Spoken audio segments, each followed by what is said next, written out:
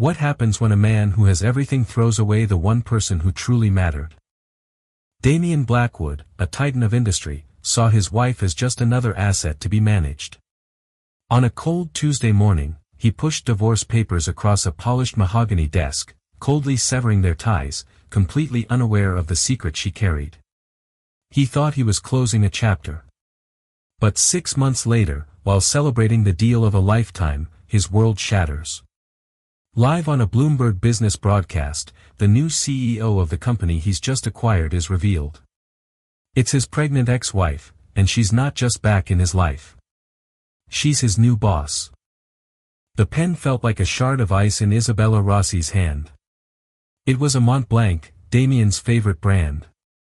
Of course, everything in this room on the 50th floor of Blackwood Tower was an extension of him, cold, expensive, and designed to make one feel small. The floor-to-ceiling windows showcased a sprawling Manhattan, a kingdom he believed he had conquered, one hostile takeover at a time. Just sign, Isabella. Damian's voice was devoid of emotion, the same flat tone he used when closing a multi-million-dollar deal. He wasn't looking at her, but at his Patek Philippe watch, as if her heartbreak was an inconvenient delay in his meticulously crafted schedule. Marcus has reviewed the terms. They are, as I instructed, exceedingly generous. Generous. That was the word he used.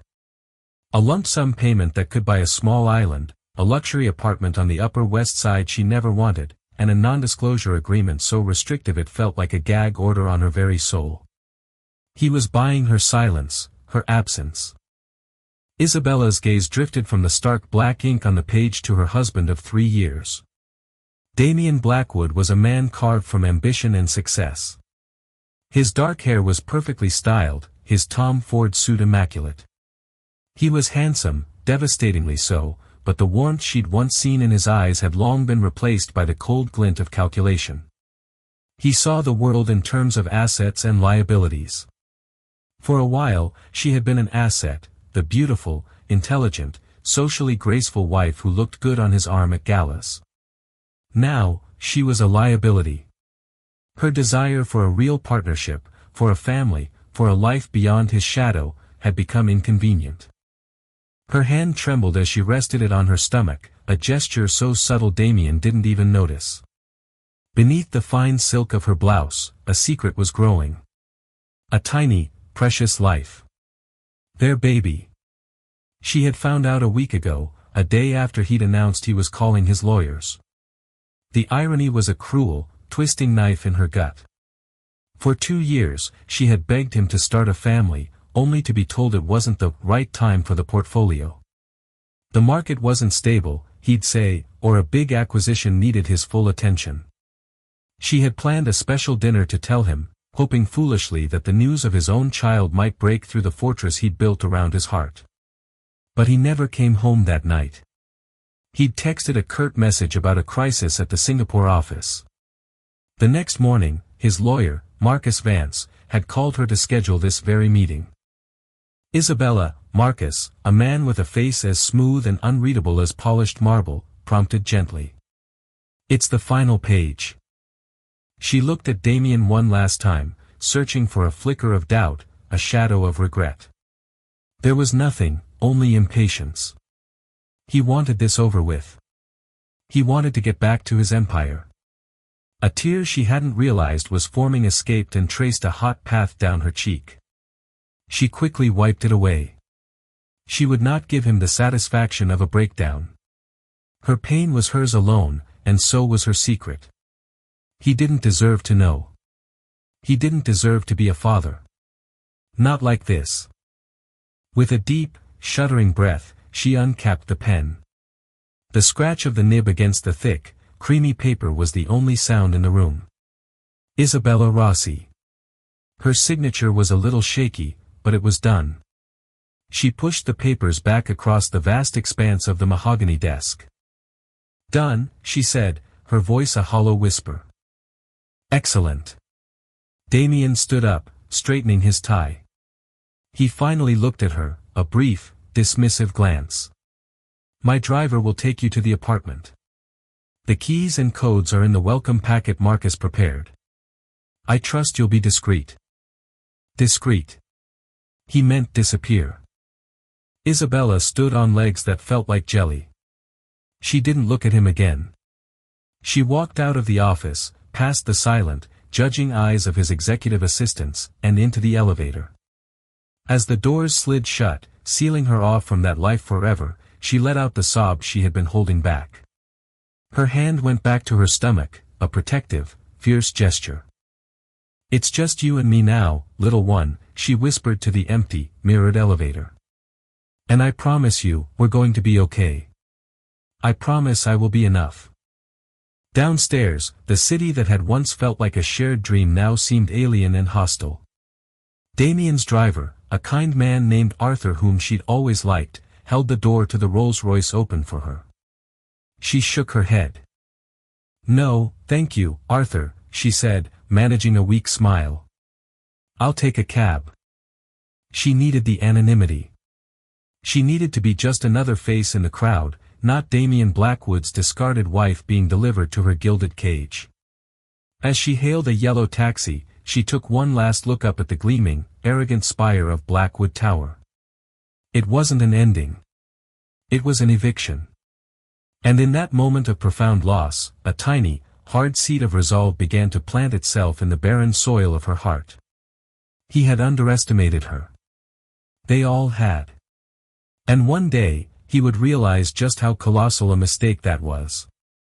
The first few weeks were a blur of grief and morning sickness.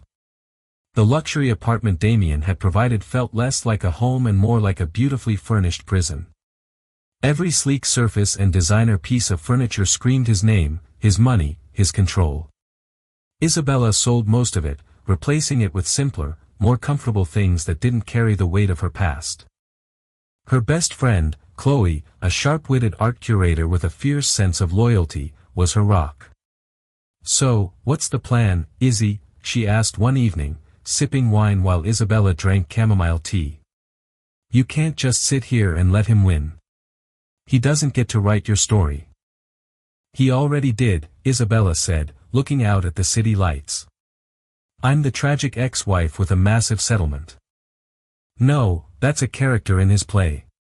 You need to flip the script," Chloe insisted. "What about that brilliant mind of yours?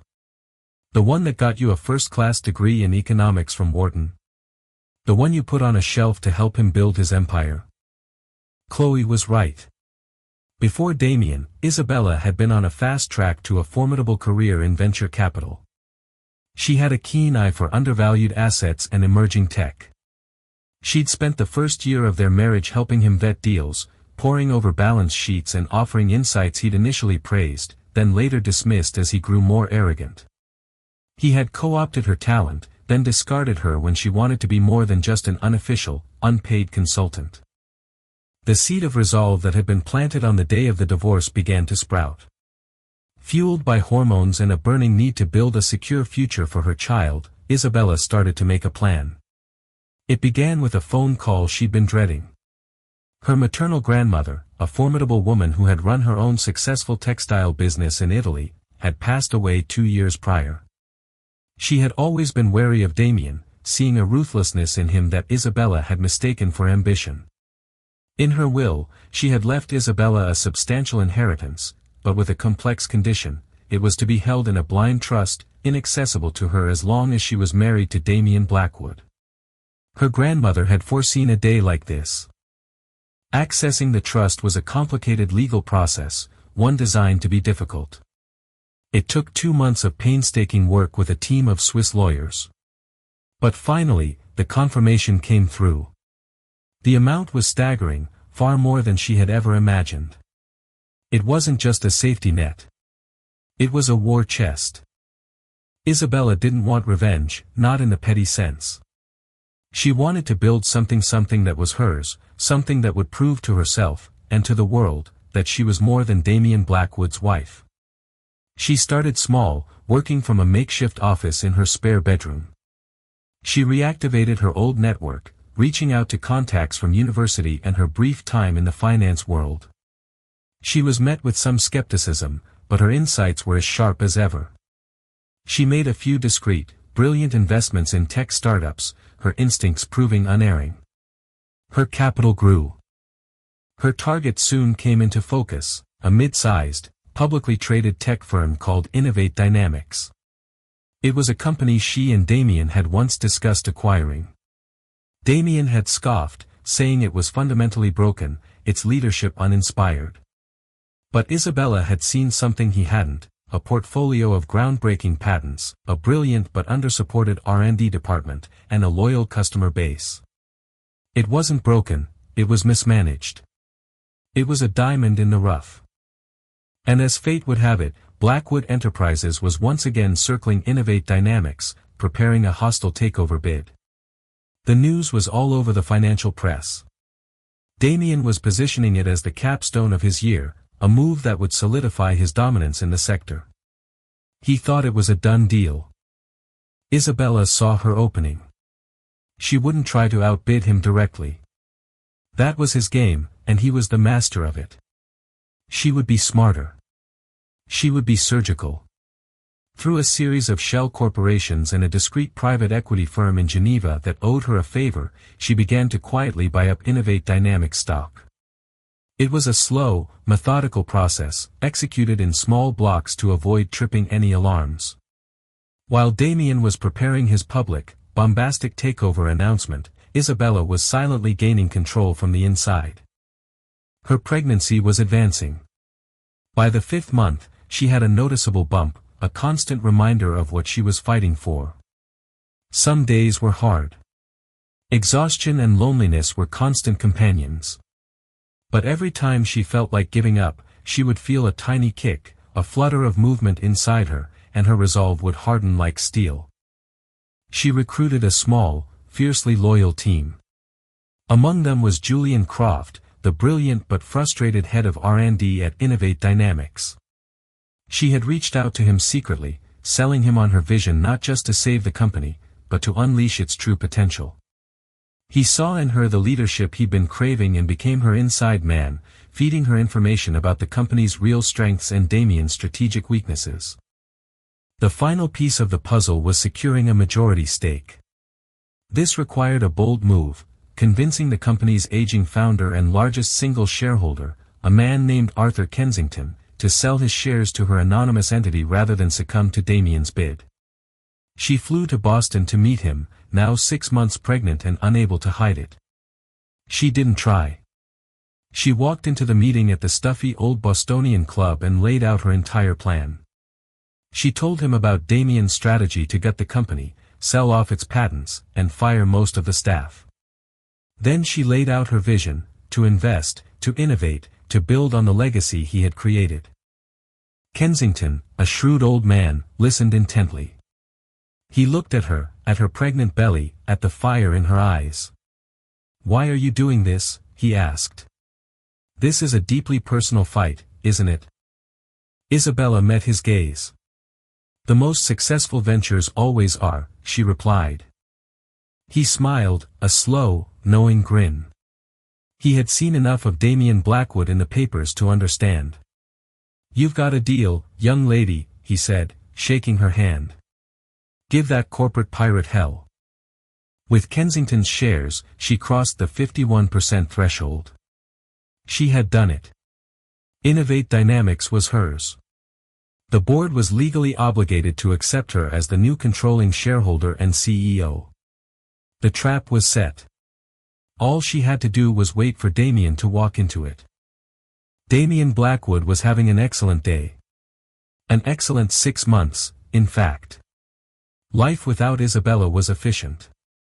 There were no more emotional conversations to navigate, no more dinners he was expected to attend, no more talk of us. His life had been streamlined back to its purest form, work.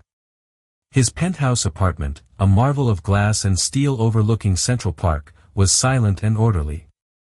His schedule was packed from dawn until midnight with meetings, calls, and strategic sessions. He was thriving. Blackwood Enterprises had posted record profits for 2 consecutive quarters. The divorce had been a clean cut. He had been generous, as promised, and in return, Isabella had vanished. He hadn't heard a word from her or about her. He assumed she was living a quiet, comfortable life of leisure on his dime, probably lunching with socialites and vacationing in the Maldives. It was for the best. She was a lovely woman, but she lacked the requisite ruthlessness for his world. Today was the culmination of his latest triumph, the acquisition of Innovate Dynamics. His team had just finalized the hostile bid. It was aggressive, almost insulting, but calculated to perfection. The company was weak, its board fractured. They would have no choice but to accept. He pictured the headlines: Blackwood conquers tech sector. The Midas touch of Damian Blackwood. He was in his office, the same one where Isabella had signed her life away, hosting a small celebratory gathering with his senior executives and his lawyer, Marcus. Champagne was being poured. A toast, Marcus said, raising his glass. To Damian, the undisputed king. Damian allowed himself a rare, tight smile. It's not done until it's done, Marcus. But the fundamentals are strong. He took a sip of the vintage Dom Perignon. It tasted like victory. His large-screen TV, always tuned to Bloomberg, was playing in the background with the volume on low. Analyst reports, stock tickers, and market news provided a constant, soothing hum to his life. And now for our top story on Bloomberg Markets, the close, the anchor's voice cut through the celebratory chatter. Damian glanced at the screen, mildly interested. In a move that has stunned Wall Street, the anchor continued, her expression serious. A surprise buyout of tech firm Innovate Dynamics has just been confirmed, thwarting a widely anticipated hostile takeover bid from powerhouse Blackwood Enterprises. The room went silent. Champagne flutes paused halfway to mouths. Damian's smile vanished. He turned his full attention to the screen, his heart beginning to pound with a strange mix of anger and confusion. Thwarted? Impossible. The acquisition was orchestrated by a previously unknown Swiss private equity firm, Phoenix Holdings, the anchor explained. Sources say the firm quietly amassed a controlling 51% stake over the past several months. The board of Innovate Dynamics has convened an emergency session and has just voted to install the CEO of Phoenix Holdings as their new chairman and CEO, effective immediately. Damian's knuckles were white as he gripped his glass. Who the hell was Phoenix Holdings? He had the best corporate intelligence team in the world. How could they have missed this? This is a masterclass in stealth acquisition, a financial analyst on the show commented. Whoever is behind Phoenix Holdings played this perfectly. They used Blackwood's very public bid as a smokescreen. We're getting word now that the new CEO is about to make a live statement, the anchor announced. We're going to her now. The screen cut to a live feed. A woman was stepping up to a podium, the Innovate Dynamics logo emblazoned behind her. She was poised, confident, radiating an aura of absolute authority. Her dark hair was styled in a sleek, professional bob. She wore a tailored navy blue dress that was both powerful and elegant. And she was visibly pregnant. Damian's mind struggled to process the image. The face was familiar, but the context was so alien, so utterly impossible that his brain refused to connect the dots. It couldn't be. Then she spoke, and the world tilted on its axis. Good afternoon. The voice was smooth, clear, and carried an unmistakable note of command. It was a voice he knew better than his own, but one he had never heard used with such force. My name is Isabella Rossi, and I am the new CEO of Innovate Dynamics. The champagne flute slipped from Damian's fingers and shattered on the marble floor. No one in the room dared to breathe. They stared, slack-jawed, from the television screen to the frozen, ashen face of their boss. On the screen, Isabella was laying out her vision for the company with unnerving precision. She spoke of leveraging untapped patents, of empowering the R&D division, of a new era of growth and innovation. She was brilliant. She was formidable. She was everything he had told himself she wasn't. But all Damian could see was her, his ex-wife, the woman he had dismissed and discarded standing before the world, holding the prize he had coveted. And carrying a child. His child. The timeline clicked into place with sickening clarity. The slight weight she'd gained, her emotional state. She had been pregnant when she signed the papers. She had been pregnant, and he had pushed her away with cold, clinical indifference. A wave of nausea so profound it buckled his knees washed over him. This wasn't just a business deal gone wrong. This was a reckoning. The woman he had relegated to a footnote in his life story had just ripped out the final chapters and started writing her own, with him as a minor, vanquished character. "Damien," Marcus whispered, his face pale. "What is this?" Damien couldn't answer. He was staring at Isabella's face on the screen, at the calm, unyielding strength in her eyes. And for the first time in a very long time, Damien Blackwood, the undisputed king, felt a foreign and terrifying emotion, fear. The emergency board meeting was scheduled for the following Monday at the Innovate Dynamics headquarters. For Damien, it was a summons. His company, Blackwood Enterprises, was now merely a significant minority shareholder in a company run by his ex-wife. He was contractually obligated to attend. The irony was so thick he felt like he was choking on it. He spent the weekend in a state of controlled fury. He had his intelligence team work around the clock, digging into Phoenix Holdings, digging into Isabella. The report that came back was both infuriating and, begrudgingly, impressive. They traced the funding back to the blind trust from her maternal grandmother. It was clean, untouchable, and brilliant. She had used his own dismissiveness of her family against him. He'd never bothered to learn the details of her inheritance because he'd never considered her finances or her family important. He rewatched the press conference a dozen times. He saw the subtle way she rested her hand on her stomach, the same way she had done in his office that final day. The gesture he had ignored. How could he have been so blind? The question haunted him, chipping away at the foundation of his self-assuredness. He arrived at the Innovate Dynamics building, a modest glass and steel structure that suddenly felt like the most imposing fortress in the world. As he walked into the boardroom, all conversation ceased. The existing board members, men and women he had been planning to fire, looked at him with a mixture of fear and schadenfreude. And then, she walked in. Isabella was the picture of corporate power. She wore a cream-colored sheath dress with a matching blazer that elegantly accommodated her 6-month pregnancy. Her demeanor was crisp, professional, and utterly unreadable. Her eyes swept across the room and settled on him for a fraction of a second. There was no flicker of recognition, no hint of emotion. It was like looking at a stranger.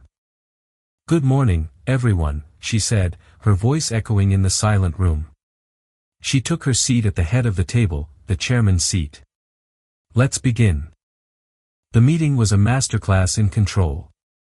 Isabella, flanked by her new CFO and Julian Croft, the newly promoted Chief Technology Officer, laid out her 100-day plan.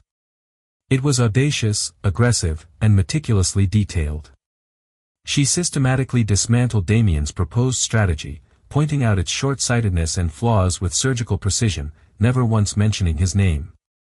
She referred to Blackwood Enterprises only as our new minority partner. Damien felt his power evaporating with every word she spoke.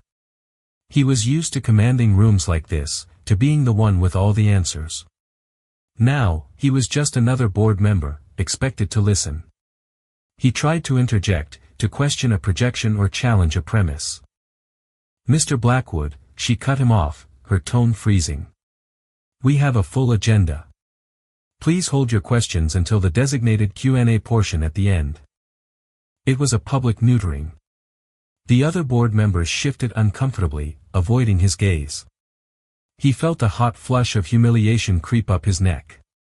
The most galling part was Julian Croft. The man sat next to Isabella, the two of them operating with an easy, familiar synergy. He would lean in to whisper something to her, and she would nod, a small, genuine smile gracing her lips.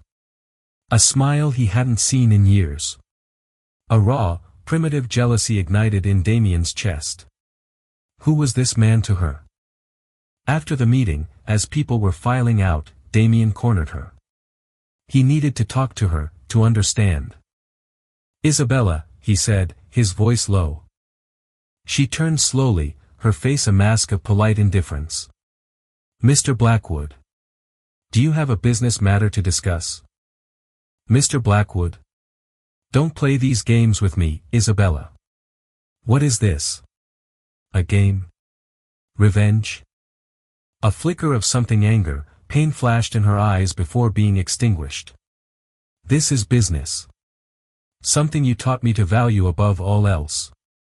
You saw Innovate Dynamics as an asset to be stripped. I see it as a company to be built. The board agreed with my vision." "And the baby?" he asked, his voice cracking slightly. "Is that part of the vision, too? Were you ever going to tell me?" She stepped closer, and for the first time, he could see the exhaustion etched around her eyes, the toll this fight had taken on her. "Let me be perfectly clear," she said, her voice barely a whisper but laced with venom. "You forfeited the right to know anything about my personal life when you had your lawyer inform me our marriage was over. This baby is my personal life. You have no claim here. In this room, you are a shareholder. Outside of it, you are nothing. Are we understood?" She turned and walked away, leaving him standing there utterly defeated. Julian Croft was waiting for her by the door. He placed a gentle hand on her back as they walked out together, the gesture both supportive and possessive. Damien watched them go, the jealousy in his gut churning into a toxic cocktail of rage and regret. He had wanted her to disappear. Instead, she had reappeared as his judge, his jury, and his executioner. And he realized with a chilling certainty that this was only the beginning. The Ice Queen had made her opening move, and it was checkmate before he even knew they were playing a new game. The city moved into autumn, and the seasons of power shifted with it. At Innovate Dynamics, the atmosphere was electric. The stale air of stagnation had been replaced by a current of palpable excitement. Isabella, now entering her third trimester, moved through the revitalized office not just as a CEO, but as a symbol of the company's rebirth.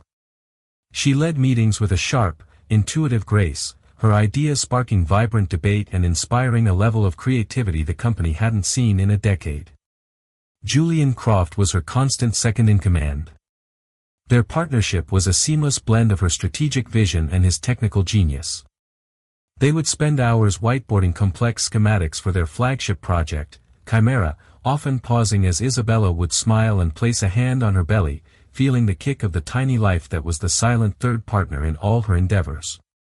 The staff saw a leader who was not weakened by her pregnancy, but fortified by it.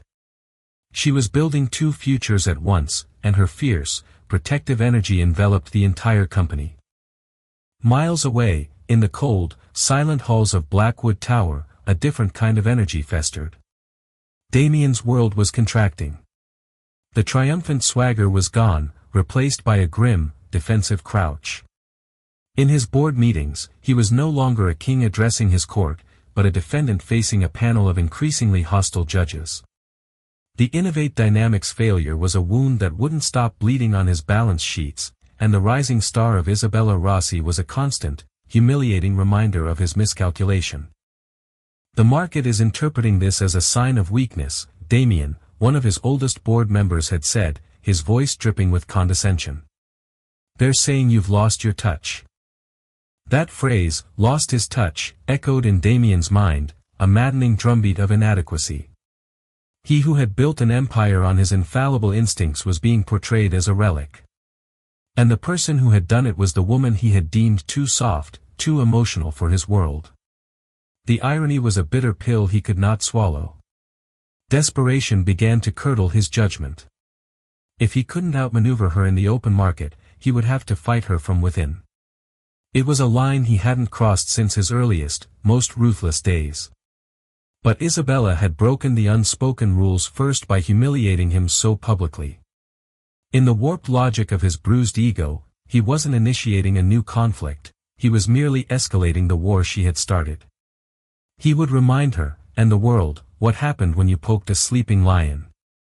His target was obvious: Project Chimera. It was the heart of her new strategy, the vessel of all her future promises to the market. Its success would make her untouchable. Its failure would shatter her credibility and send the company into a death spiral.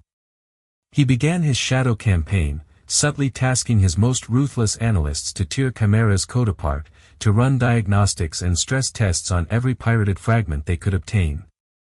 Simultaneously, he leveraged his media contacts, planting anonymous seeds of doubt with influential financial journalists. Whispers began to circulate about the project's overstated potential and the inherent risks of its unproven algorithmic foundation. But he needed an eye on the inside. He found his pawn in Victoria Sterling. Victoria was a senior vice president of sales, a relic of the old regime who wore her resentment like expensive perfume. She had been on a fast track to the C-suite before Isabella's arrival and now found herself sidelined, her authority diminished by the rise of tech upstarts like Julian Croft, whom she loathed with a passion. Damien invited her to a discreet lunch at a Michelin-starred restaurant where private booths were guaranteed. He was a master at playing on human weakness, and he read Victoria's ambition and insecurity like a prospectus. "She's an amateur, Victoria," Damien said, swirling the wine in his glass. "A sentimentalist playing CEO. This fascination the market has with her story. It's a bubble, and when it pops, the shareholders are going to be looking for stable, experienced leadership to pick up the pieces." He let that hang in the air before leaning in. "They'll be looking for someone like you." Victoria's eyes lit with a greedy spark. "She barely listens to my sales division. It's all about R&D now. It's all about Julian." "Exactly," Damien affirmed, his voice a conspiratorial whisper. "She's being led by the nose by that glorified lab technician. She's letting her condition cloud her judgment. This Chimera project is a gamble that will bankrupt the company. We have a duty to the shareholders to protect them from her folly." He had framed his sabotage as a righteous act of corporate governance. He wasn't a villain, he was a guardian. Victoria, desperate to reclaim her relevance, readily agreed to be his inside source. The intel began to flow: memos, internal progress reports, snippets of code. And then, Victoria delivered the jackpot. Damien's tech team found it, a critical flaw deep within Chimera's core algorithm. It was a recursive loop error that would only trigger under a specific sequence of high-pressure data stacking, a 1 in a million scenario, but one that could be replicated. Julian's team had logged the bug, classifying it as minor and scheduling a patch for the next software update, weeks away. Damien finally had his weapon. The upcoming live investor demonstration for Chimera was his chosen battlefield. He hired a discreet cybersecurity firm in Eastern Europe, paying them through a labyrinth of offshore accounts. Their mission was not a frontal assault, but a surgical strike. During the demo's climax, the high-stress simulation, they would feed the system a precise data packet designed to trigger the flaw, causing a catastrophic, unrecoverable system crash in front of the entire world. The day of the demonstration arrived, charged with anticipation. The auditorium at Innovate Dynamics was packed. Damien watched remotely from the command center of his office, the live feed displayed on a massive screen. He felt the familiar, thrilling pump of adrenaline, the godlike feeling of moving invisible pieces on a board. He had a private encrypted chat open with Victoria, who was in the audience. "Stage is set. Everyone is here. She looks confident. Confidence is the companion of fools. Is the vulnerable code still on the presentation server? Confirmed this morning. Julian's patch isn't scheduled until next week. They haven't suspected a thing." A grim smile touched Damien's lips. On the stage, Isabella looked serene and powerful, her navy blue dress accentuating her advanced pregnancy. She spoke with a passion and clarity that, for a fleeting moment, caused an unwelcome pang in Damien's chest. Then Julian Croft stepped up to begin the technical demonstration, and Damien's resolve hardened into ice. The initial tests were flawless. Chimera handled complex logistics with an elegance that drew murmurs of appreciation from the crowd. Damien watched, his heart a steady, predatory drumbeat. He waited. And now, Julian announced, his voice filled with pride, for the final test. We will simulate a full-scale, citywide logistics crisis. A port shutdown, a bridge collapse, and a transit strike, all at once. This is the ultimate pressure test. This was it. Damien leaned forward, his eyes locked on the screen. His fingers hovered over his keyboard, ready to give the final command to his hired hackers. Execute, he typed. On the giant screen behind Julian, data streams became raging torrents. The system's processing load spiked to critical levels. Damien held his breath, a cruel sense of victory blooming in his chest. Fall apart, he willed it. Crash and burn. Show them all. The system processed. It calculated. It hesitated for a single, heart-stopping nanosecond. And then. It held. Not only did it hold, but it adapted with breathtaking speed, seamlessly rerouting thousands of virtual assets, its performance becoming even more efficient under the immense pressure. The simulation concluded with a perfect, elegant solution. The auditorium was silent for a beat, then erupted in a thunderous wave of applause. Damien stared, his mind refusing to process what his eyes were seeing. It was impossible. He looked at his chat with Victoria. She was typing frantically. What happened? It should have crashed. On the stage, Isabella stepped forward, a calm, knowing smile on her face. She let the applause die down before she spoke, her voice clear and carrying a new, chilling edge. Thank you, she said. We are, of course, thrilled with Chimera's performance. We were also aware that certain parties might have an unusual interest in the outcome of today's demonstration. A hush fell over the room. Damien's blood ran cold. Isabella's eyes found the primary broadcast camera, and it felt as if she were looking right through the screen, directly into his soul. Which is why, she continued, her voice as sharp and precise as a scalpel, we took certain precautions. Several weeks ago, our security team detected a low-level unauthorized probe of our network. In response, we created a honeypot decoy version of the Chimera network. The version on our main servers, the one that has been secretly probed and prodded, was an older build, left in place with a specific, known vulnerability. The demonstration you just witnessed was running on a completely separate, hardened, and fully patched private server. She paused, letting the devastating implication land. Damien felt the air leave his lungs. It was a trap. The entire thing was a meticulously crafted trap. We take corporate espionage very seriously at Innovate Dynamics, Isabella concluded, her voice now like ice. And every single digital fingerprint, every packet of data sent to our decoy, has been logged, traced, and analyzed.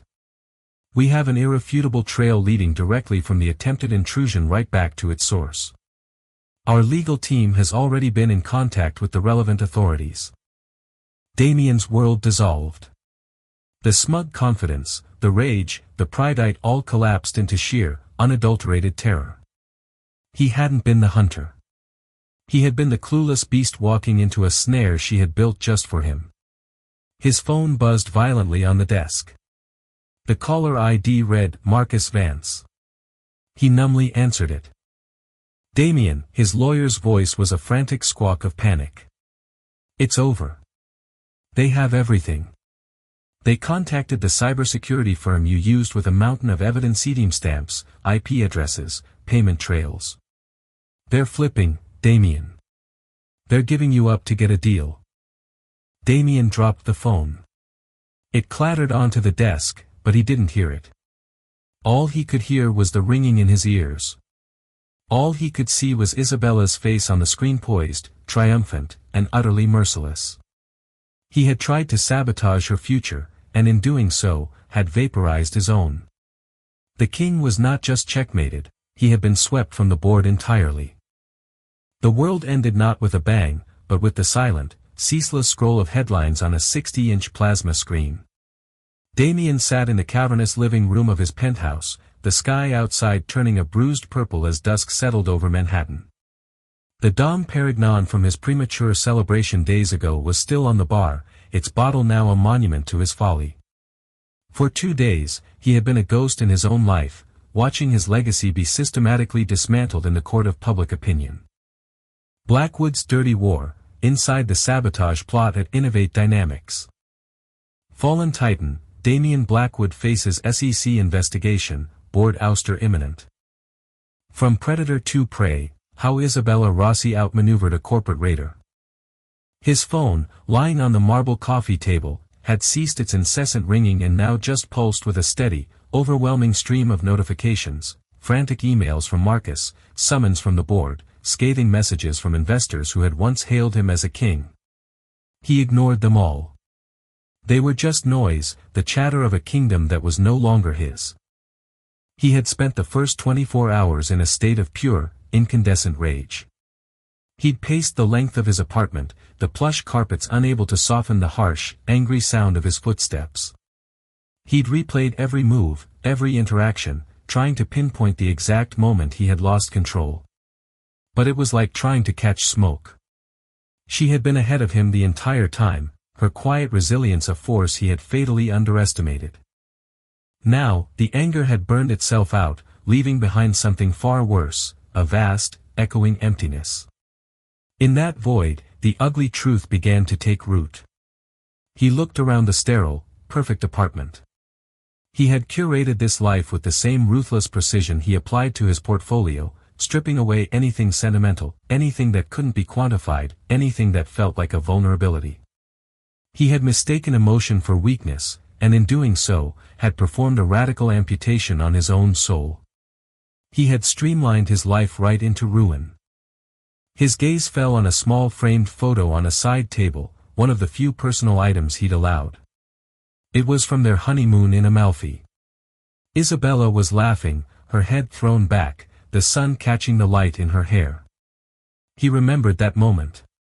She had just coaxed him into a tiny, rickety boat run by a local fisherman, convincing him to abandon his meticulously planned schedule for an hour. For 60 minutes, he hadn't been Damian Blackwood, CEO. He had just been a man, happy and in love, drifting on the turquoise water. The memory, so pure and simple, had terrified him back then. It was a deviation from the plan, a moment of joy he hadn't engineered or controlled. It felt dangerous. And there it was, the answer to the question that now haunted his every waking thought. With a clarity that was both agonizing and liberating, he knew what he had to do. This couldn't end with lawyers and press releases. It had to end where it began, with her. He didn't call his driver. He took the elevator down to the garage, got into his Aston Martin car he usually only drove on weekends and merged into the river of city traffic. The world outside his tinted windows looked different. The city he'd always seen as his chessboard now felt like a living, breathing entity that was utterly indifferent to him. The faces of people crossing the street were not statistics or consumers, they were just people living lives as complex and fraught as his own. Stripped of his power, he was finally seeing the world as it was. Pulling up to the Innovate Dynamics building, he felt a tremor of something he couldn't name. It wasn't the fear of a business rival, but the profound dread of a man about to face his chief accuser, a judge he had appointed himself through his own actions. He walked into the lobby, his presence creating a ripple of silence. The receptionist looked up, her eyes wide. He didn't stop. He strode to the executive elevator and rode it up, the ascent feeling like a slow climb to the gallows. Isabella's executive assistant, a sharp young woman named Clara, stood up as he approached the office doors. "Mr. Blackwood, I'm sorry, she's not." "I know," he said, his voice quiet but firm, and walked past her before she could protest further. He found Isabella in her office. She was standing by the vast floor-to-ceiling window, one hand resting on the gentle curve of her belly, the other on the cool glass. She wasn't looking down at his tower, but out toward the horizon, where the last vestiges of sunlight were surrendering to the night. She looked like a queen surveying her domain, a world she had built not from rubble, but from the potential he had been too blind to see. She didn't turn. She had heard him enter, had felt the shift in the air. I told Clara I wasn't to be disturbed, Damien. Her voice was heavy with a weariness that went far beyond the long hours of a CEO. It was the exhaustion of a soldier after a long, brutal war. He stopped in the center of the room, feeling like an intruder in this space she commanded so effortlessly. I'm not here about the company, he said, the words feeling foreign and inadequate in his mouth. I know it's over. They're firing me tomorrow. You won. This was never about winning, she replied, her back still to him. Her voice was low, but it cut through the silence of the room. Winning is your language, Damien. This was about surviving. This was about building something that couldn't be taken away from me. You're the one who turned it into a war. I know. The admission was a surrender. A white flag raised over the smoking ruins of his pride. I was wrong. Finally, she turned. Her eyes, which had held such icy command in the boardroom, were now unguarded, shadowed with a pain that he had inflicted. They swept over him, taking in his disheveled state, the raw defeat etched onto his face. For a moment, he saw a flicker of the woman he had married, a hint of sorrow for the man standing before her. Why? The question was barely a whisper, but it held the weight of all their shared history. That's what I don't understand. Why did you do it? Not just the sabotage, all of it. She took a step forward, her voice gaining a tremor of resurrected agony. Why did you throw us away? Was it so easy? To have your lawyer call, to push those papers across the desk as if you were closing a trivial account?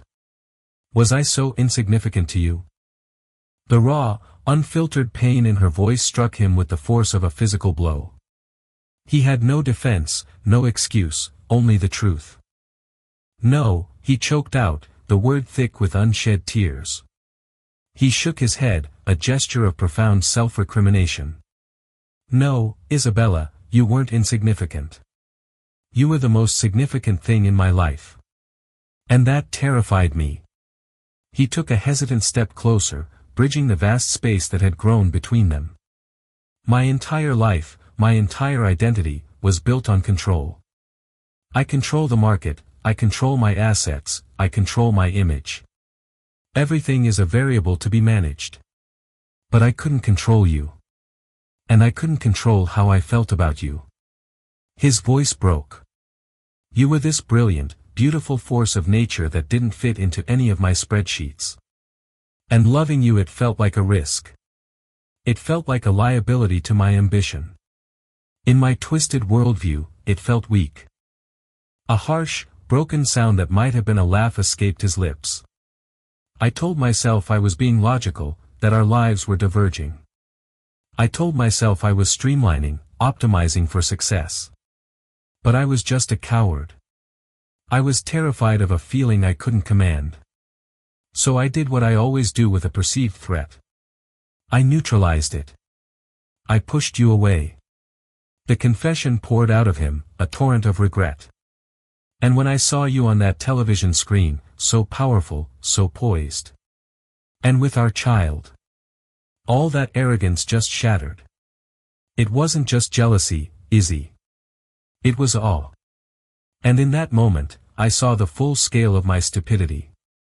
I didn't just lose a wife, I threw away the best part of myself. I tried to tear you down because I couldn't bear the light of your success when I was in the dark. It was petty. It was monstrous. And I am so sorry. Tears were now streaming down his face, hot and shameful. The powerful Damien Blackwood was gone, replaced by this broken man, finally confessing his sins. Isabella stood frozen, her own tears welling in her eyes, silent witnesses to his unraveling. The apology was everything she had once longed to hear, and it had arrived a lifetime too late. She saw the ghost of the man she had loved, the passionate, vulnerable man he'd kept locked away. She took a deep, shuddering breath, her hand never leaving the protective curve of her stomach. Your apology, I hear it, Damien. I even believe it. Her voice was soft but firm. But it doesn't undo the damage. It doesn't erase the months of fear, or the coldness in your eyes when you handed me my walking papers.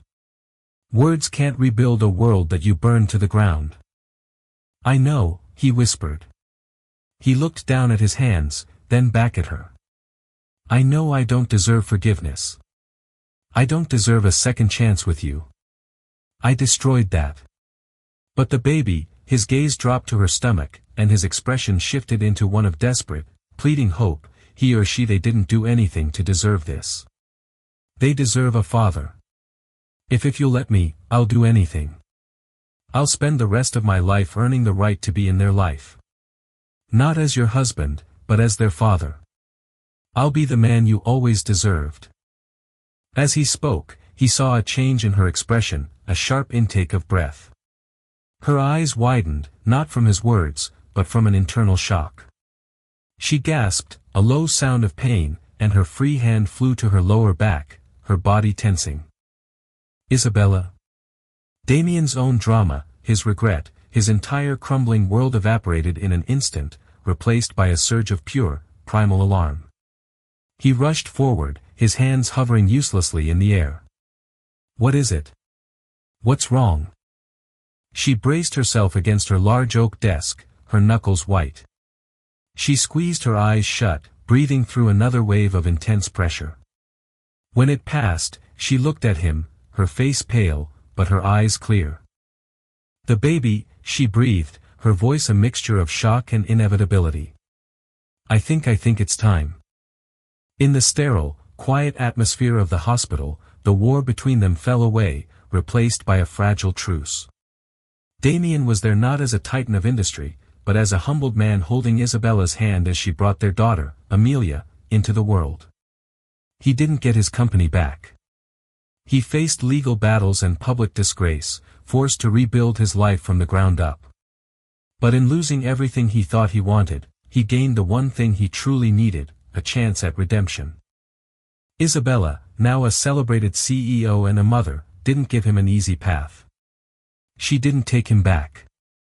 Instead, she offered him something more challenging and more meaningful, the opportunity to co-parent, to prove through actions, not words, that he had truly changed. Their story wasn't a fairy tale ending, but a messy, realistic, and hopeful new beginning. What a roller coaster of emotion, betrayal, and ultimate triumph. Isabella's journey from a heartbroken wife to a powerhouse CEO is a testament to the power of resilience. But the biggest question remains, can Damien truly be redeemed? Can a man who caused so much pain ever truly earn back trust and become the father his daughter deserves? What do you think? Let us know your thoughts in the comments below. If you were in Isabella's shoes, what would you have done? If you were captivated by this story of love, loss, and incredible revenge, please show your support by hitting that like button. It really helps our channel grow. Share this video with a friend who loves a drama that keeps you on the edge of your seat.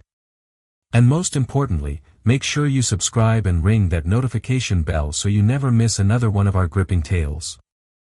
Thanks for listening, and we'll see you in the next story.